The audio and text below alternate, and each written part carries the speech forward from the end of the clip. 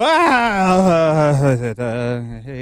hi, welcome to Smells Like 90's Rock. It's Hot Toddy DJ P.O.R.C. tonight. Sheila's not here. I made it this week. She's in South Cali? No, South Carolina. South Carolina, however you put it. Yep. Welcome to the show. We got a good one. We got to start the show. Guess. Sure. We've got a show. We need to start the show with the story you just told me. This is the greatest thing of all time. Please, take it away, DJ P.O.R.C. Well, okay. Well, one of my esteemed coworkers. That's a great way to put it. He it. really is like a wonderful guy. I love him. Sure. He's awesome. Yeah. Awesome dude all the way around. But I think recently he had an ex-girlfriend take a knife and carve a lot of profanity in his car, like on the doors and the fenders. Not on even the hood. on his car, in his car.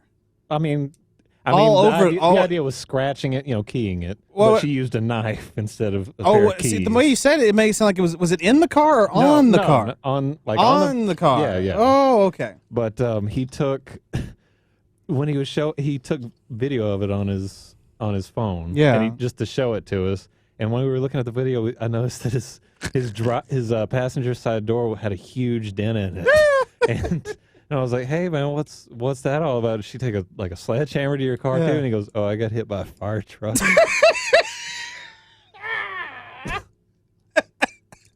Only at your place of business, boy. Damn.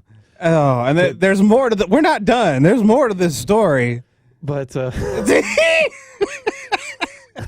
he told me, and I didn't find this out until maybe 2 hours after he told me, because we started getting busy, and it kind of makes me wonder why I didn't press him further about what happened.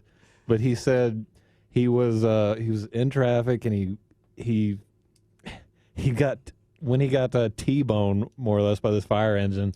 He he was driving on a suspended license. There you go. There's more to that story too. Yeah. So he was.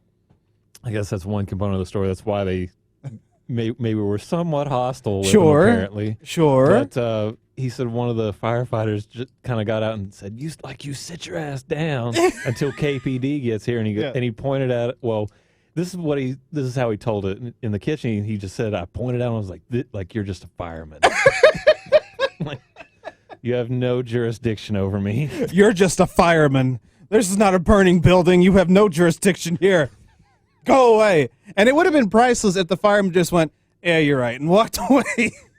Because here's the thing about firemen, obviously, they're civil servants. But the men are heroes. They do things that none of us would ever do. But I remember I was at Thompson Bowling Arena. I was working an event for one of the stations, and a dude had a heart attack on the platform that leads from the G10 garage to Thompson Bowling there.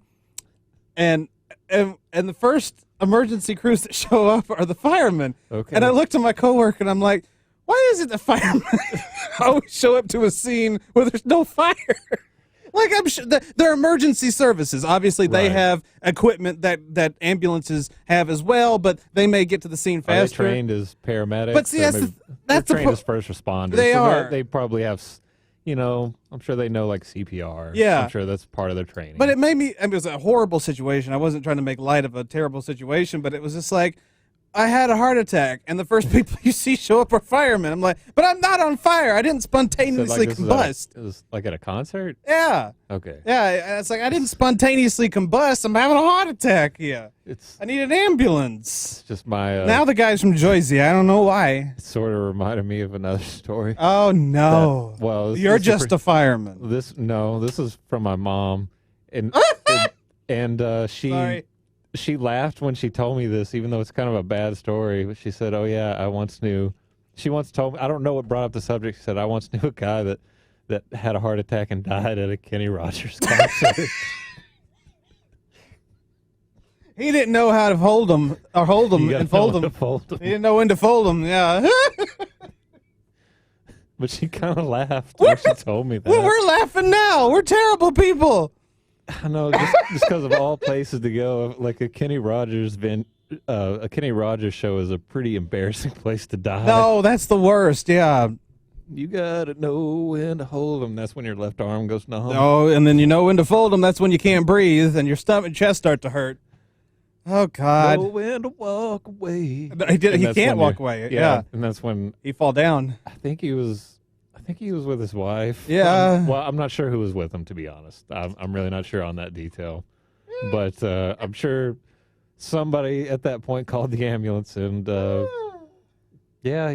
man unfortunately lost his life. Oh, God. And we're sitting here laughing. But but it's terrible. But it's terrible. It's terrible. But my mom giggled when she, to be fair. giggled. To giggled be fair, when she told me. it's a funny story. It's a morbid story, but it's a funny story. Oh, it's a terribly morbid story, but it's making me laugh. Oh, God.